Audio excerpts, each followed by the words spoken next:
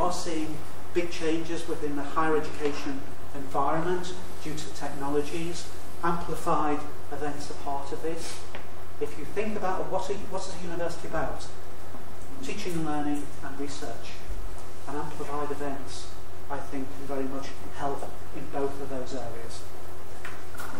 And I will just leave with a few bullet points to summarise why I think this is a tremendous opportunity for us within the community, within the research community. I think librarians have an important role to play in this area.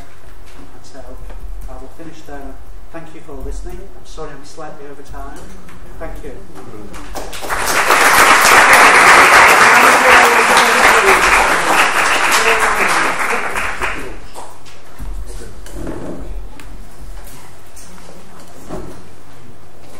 Okay, thank you very much, Brian.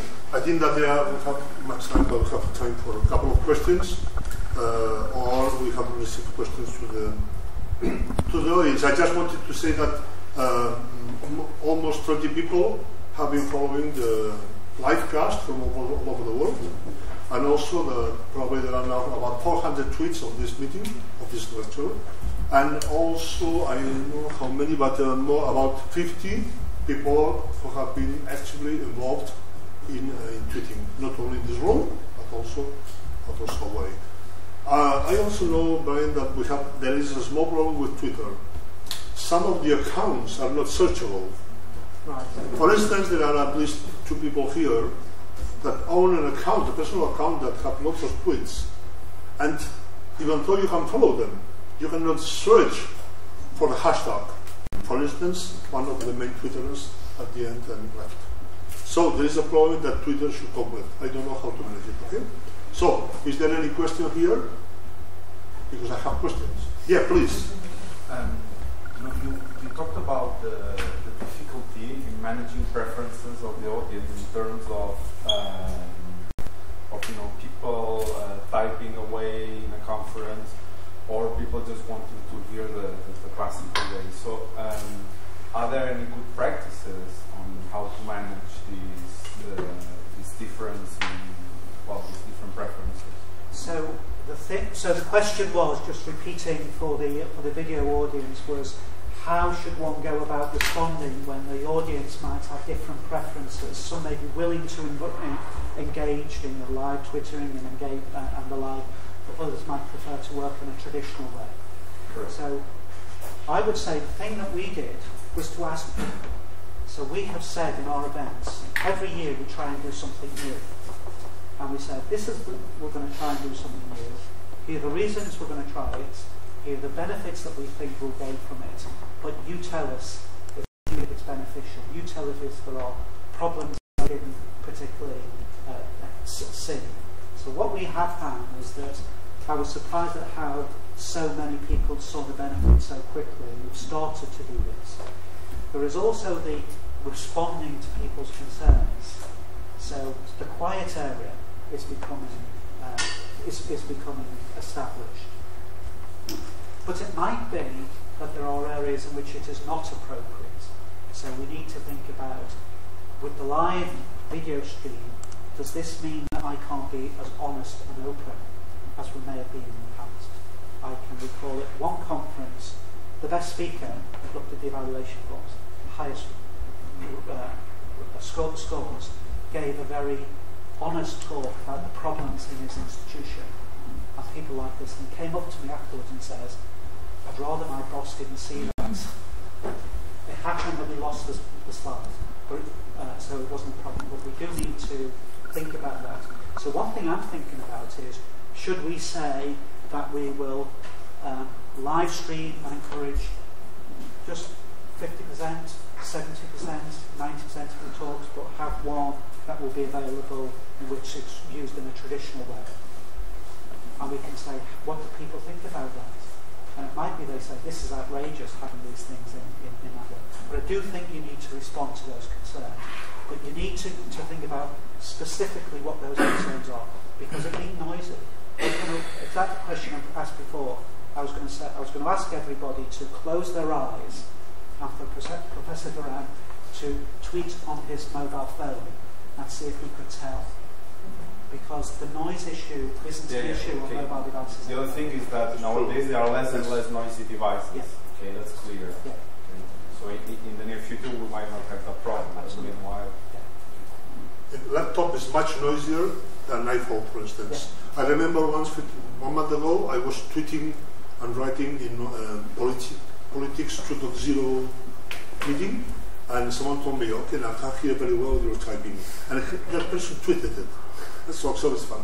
I just wanted to tell you that I think that what you have talked to us opens very new and exciting possibilities for what an event or a lecture or whatever is concerned.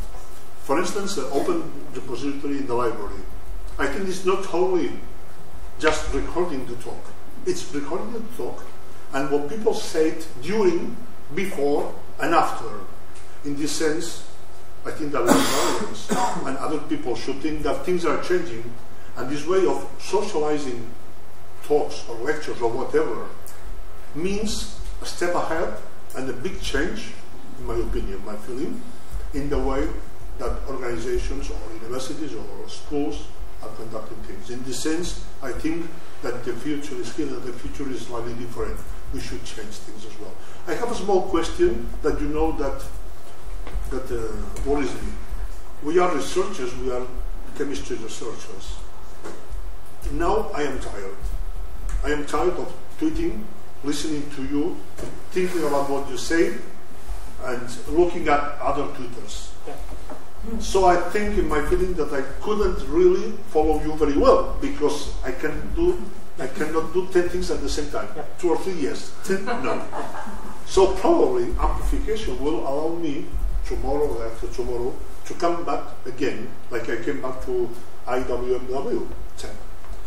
But in real hard science meetings like the one that we conducted in July, we tried to amplify it. But people didn't want to tweet because following formulae that are not like P equals A times B times C times D, but in general from 0 to infinite exponential of I don't know what density matrices, it's much harder. So amplifying really hard science meetings or hard literature meetings, I don't know. Maybe not the same as amplifying this kind of things that I don't say that they are easy, but maybe is more easily amplified. What do you think about it? So the question was the difficulties that individuals may find in engaging with all of these uses of new media, publishing in the new media, responding to what other people are saying, as well as having to think about the difficult ideas that are being communicated. Indeed. I completely agree with you. It can be hard and it can be difficult. 2 ways of making the publishing easier. One is if everybody was doing it. So there will be some talks that you know the speaker, you've heard them before, or it's not your area, and you can just respond. You don't have to concentrate. You can do it during that time. But when there is the other talk that you're really interested in, you might want to sit and reflect. But somebody else can be tweeting. So you had the responsibility, you and 4 of your colleagues, you were the only people who were having responsibility for the tweeting here.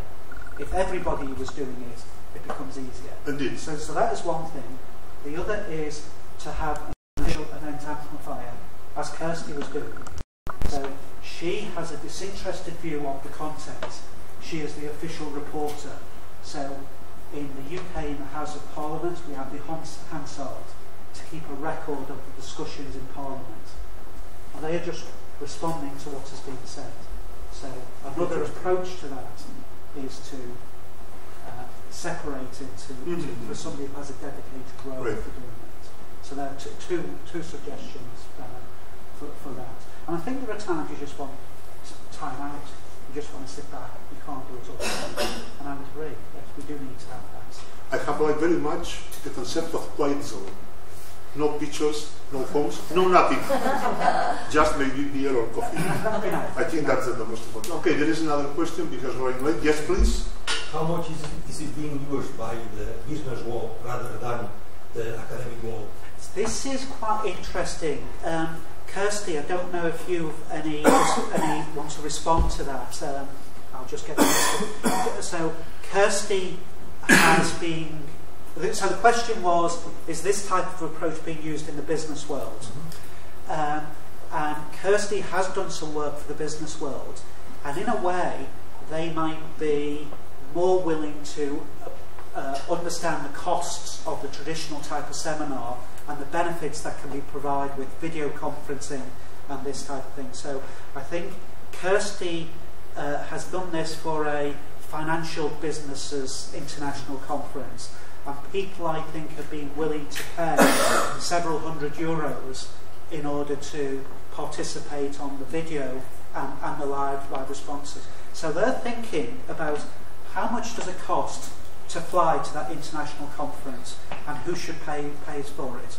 Whereas perhaps in the higher education we haven't been as focused on the financial cost, because we're saying we do need to go to that conference because it is important that our research group has a presence there, you know, so we don't tend to quantify it in money so much. So I think we are starting to find that is happening in the business sphere. Has Kirsty responded to this? I don't know if she's still there. But no, so I've not been so involved in the business sector myself, but there's one anecdote that I have. I think that we are running very late, so we should stop here. And I just wanted to thank a few people that are here. At the very beginning, indeed, the director of the library, the director of IT services, Dina Lopez, and his assistant, Joan Carreño, that have helped that everything is fine. It's not easy sometimes, okay? It's been great, thank you. The director of the Institute of Computational Chemistry, Joan Cafor, that's in charge of the actual computational chemistry research. The director of the Cathedral of Science, Culture and Digital Communication, Silvia Simon, that is in charge of this kind of a spin-off from the institute that deals with science communication. And indeed, all the people that are here from, there are people from letters, from the social council, there are people from staff, from the School of Public Relations. I cannot name everyone. So there are people from different... There are people from outside the university. So there are people that work in history, people in the communication area indeed. So I thank you all for being here and being able to participate in this experiment. This is not only the lecture but also the experiment. And finally, I would like to thank Brian Kelly for coming here, because you must remember that a tweet took Brian to Catalonia, took Brian to understand that Barca won the World Cup, to visit the Daily Museum, and next week we are meeting again in the University 2.0, a meeting, 3-day meeting in Santander, where we will deal with other things like this. So thank you much to everyone, thank you very much for coming here, and we look forward to meeting again. Thank you also to the remote audience. We thank you very much for having followed us, for tweeting, for reporting, and we are looking forward to the time amplification and space, I don't know, amplification of this conference. Let's have lunch now, amplify it. Thank you. Thank you.